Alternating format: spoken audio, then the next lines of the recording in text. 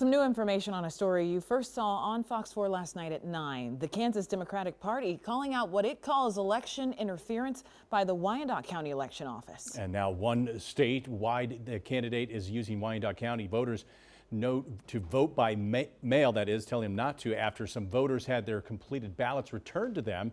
Fox 4's Dave DeMarco breaking down the story and is live at a drop box that they are urging voters to use. Dave, you spoke to an affected voter today?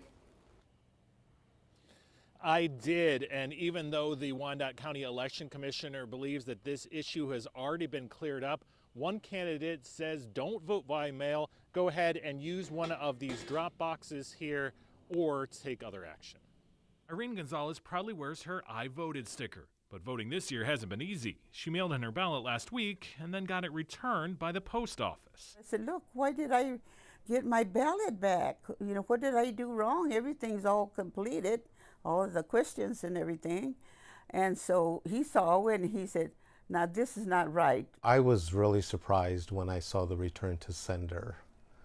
I mean, anybody would on a ballot. It didn't seem right. It didn't seem fair. Her son took the ballot to the election office where he says they said they were aware some people were getting their ballots mailed back marked return to sender, and says he was told to complain to the post office. The return address envelopes contain both the Election Commission office address and a P.O. box. We just started hearing that there was an address error on the mail-in ballot return envelope. So I went right down to the election office and said, you know, Commissioner Michael Abbott, we need to understand what's going on here. Democratic Senate candidate Eric Murray says Abbott explained a previous deputy commissioner canceled the P.O. box, but didn't remove it from the ballot return addresses for nearly 3,000 mail-in ballots.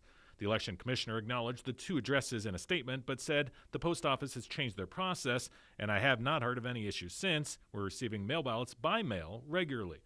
We're told only about a dozen voters have reported the issue.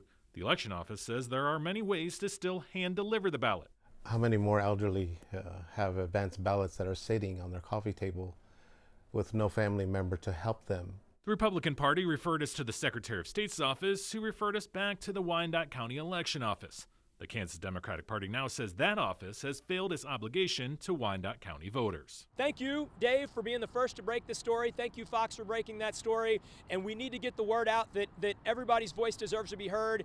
And you better think about a provisional ballot if you're able to make sure that, you know, we rectify this issue. So if you were to cast a provisional ballot, that would only count if your mail-in ballot was not received.